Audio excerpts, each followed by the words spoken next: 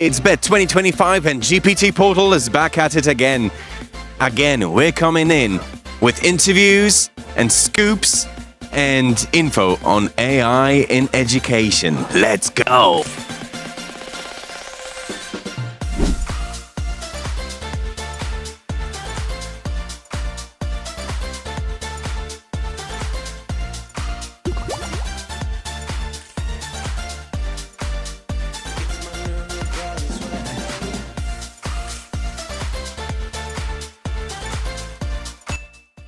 Well, welcome, first of all. Welcome. Thank you, Dominic. Happy to be here. Yeah, happy to finally have another talk with someone from Canva. Get an update on what's going on in AI space and every feature that you've got going on and everything you've implemented since last year. So let's go with let's start with ethics. What's Canva's approach to that? Yeah, like when you want to democratize design, yeah. But then you use Canva, you use AI, and whose design is it? Is it the machines? Is it Canva's? Is it mine? Like, is it from the original creator that fed the algorithm? It's a great question to unpack, and I think first and foremost, you also mentioned about security. So I think security is paramount to us. We want to make sure our customer data is safe and all of those controls are in the right place. And I think I don't know if it's one against the other. How can we work together? How can designers be empowered by the AI tools that they have at their disposal? Canva is really proud about the creators program that they have, whether it's in the education where I'm based in, the education market, or in the general creators market. So I think we want to see how both of those can work hand in hand together. I think it's really interesting to see how we're encouraging that and how we're empowering that at Canva. Okay, but then we still like don't know whether it's the creation. Does it belong to Canva? Is it mine? Is it who's what's the impact on creativity? Yeah.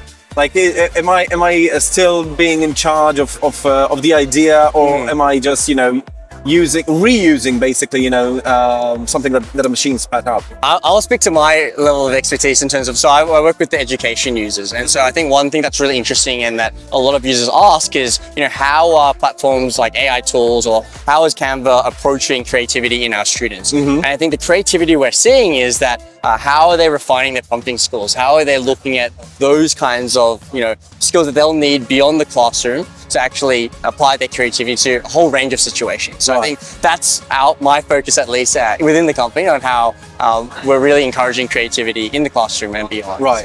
But then, so then, would you say that using AI in the classroom enhances creativity, or does it limit it? Like, are we being derivative? No, it's really something interesting to unpack. And actually, so really excited to announce at BETT this year, for the first time, we've announced our AI in the Classroom certification. And so what that means is we want to have teachers feeling confident about how they can use AI in their teaching practice, because I think it's so prevalent in society now, but how do we actually translate it into the classroom? Because when we do that, there's so many safety and security and all these ethical questions that we need to think about. And so I think, how can teachers feel empowered? We take them through all of those tools that they have step by step, and then translating that through their students. And we see, like I mentioned, some of those creative tools. So whether it's image generation, whether it's text generation, we see that as empowering and improving the skills that they already have, whether it's creativity, communication, problem solving. We're seeing how AI can work alongside our users to enhance those skills that they have. So the future is bright. It's not dystopian. I think the future is bright. Okay. Yeah, I'm going to go with that. I'd much rather have a bright future than a dystopian one. Right, okay, so what kind of upgrades did Canva implement since last year? Yeah, since we spoke with Liz and many. How long have you got, is my question. Is that? Well, let's say 5 minutes. Look, I think there's so many exciting things that happened in 2024 and that we're looking to use as a foundation for what we're going to announce this year. Again, we really love being at BETT and announcing things here. So literally just this week, to our education users, we announced our quiz generator platform. So this is off the back of our polls and quizzes feature that we launched in October last year. So essentially thinking about how we can create Canva as a platform, not just for consuming content and presenting information, but how can users, audiences, students interact with information that's happening. So what polls and quizzes allow users to do is to engage with a question. Maybe they're giving their opinion, maybe they're testing their knowledge on a particular concept.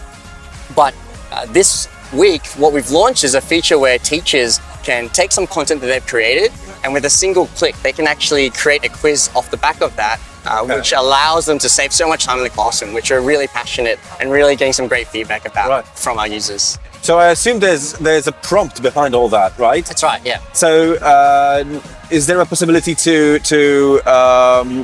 build on those prompts, improve those prompts, change them a little bit, tweak them, for individual needs? Yeah, for sure. And I think, one of the particular needs in a classroom setting is that we want to make sure that we realize that every classroom is different, every student is different. And so, when we create a single poll or quiz, this might not be appropriate for every classroom, but we can prompt chain and we can modify those, and we can make sure that teachers can adapt those resources that they create for their students. So in terms of the polls and quizzes, what we've launched initially is about one of them. So Magic Write is an example where, let's say I generate a lesson plan that I want to use with my students. And so, a very generic one would be, hey, give me a science lesson.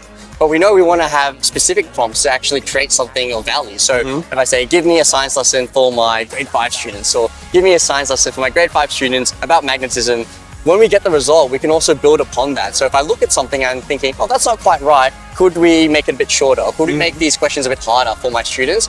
I think that's a key part to how we're using AI in the classroom. It's not just create a single result, but how can we build upon and improve those resources that we create? So then, let's say a teacher is using the same prompts over and over. Can they store it somewhere within Canva, or do they have to rely on external docs? To copy and paste it in. Let me just understand. So external docs, as in documents, outside of Canva that you have your prompts stored in. And then you copy and paste into Canva whatever you have. Or maybe there's a tool like I don't know, a drawer of prompts that you can use within Canva. Well, one thing that we find with these is really interesting, because I think, when you're presented with a blank canvas, sometimes it's trickier to start there. So we actually give suggestions for users. So if I select some text, they'll be given some suggestions of some appropriate prompts that they could use, and they can build upon that themselves, which is really great for them to get started. And what about those that you find, you have those suggestions? That's right, And then you tweak it for yourself, you've got it custom made, and you're happy with the results. You want to store it for later, you want to use it again and again and again. Is that possible within Canva? That's a great piece of feedback, actually. So we want to take a result and continue prompting it, I think. For example, you want to, you have it, you have the generic prompt from Canva. You tweak it for your class. But then you have another class or someone that doesn't understand it, and you still need to use the core that you came up with. Based on with the base from Canva. But then you want to use it again and again, so you don't want to go outside of the app. You want to just reuse the prompts. That's my question. That's a really good idea. I want to pass that on to the product team, actually. Give that on to. Hit us up. We've got an idea about that. Maybe in 2026 when I'm back here. So. Oh, I hope so. What kind of initiatives are ongoing in Canva in terms of layout generations? Like, what's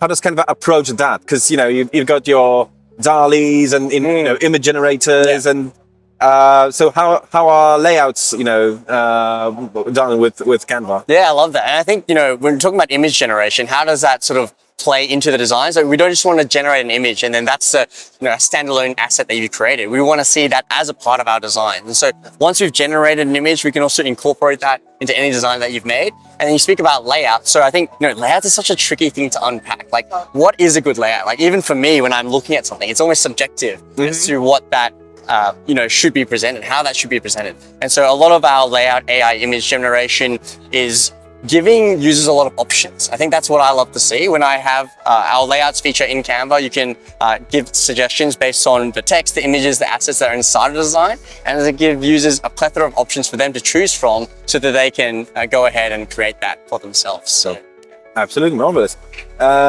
So, are there any open source contributions that Canva is a part of? That is a great question. I'll be completely honest. I think that's a great question for an engineer that I'd have to bring over. But, I think one of the things that we are really passionate about is our developer community. So So I know that recently, at one of our events talking about Canva Connect, how can we actually partner with a lot of engineers, a lot of these other partnerships and companies to have them create apps within our ecosystem so that they can use it straight from the editor. I think that's really powerful because we have a lot of great tools and functionalities, but we know that we'll have a lot more features if we partner and rely on this community as well to get that into the user's hands. So that's something that I'm really passionate about too. Right on. What would you say is the best balance between human creativity and machine creativity? Yeah, because obviously you want to. Like I said at the beginning, you want to be the author, yeah, but then you want some support and help from the machine, right? So, how would you say what would you say is the best balance and how to achieve it?